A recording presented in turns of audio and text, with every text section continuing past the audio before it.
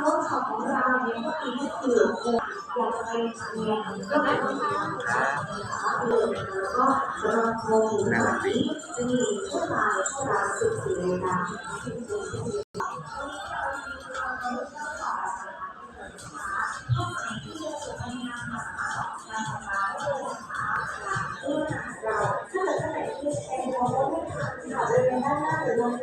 จะมีจุด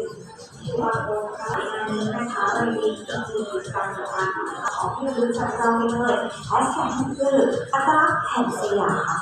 เองนะคะถ้าเกิดท่านไหนที่ไม่ถูกแฮชแท็กนะคะถามจากเจ้าหน้าที่ได้นะคะเจ้าหน้าที่จะได้ที่บริเวณด้านหน้าจุดลงทะเบียนช่วงนี้นะคะเดี๋ยวเราจะพักกันก่อนนะแล้วเดี๋ยวเราจะแบบ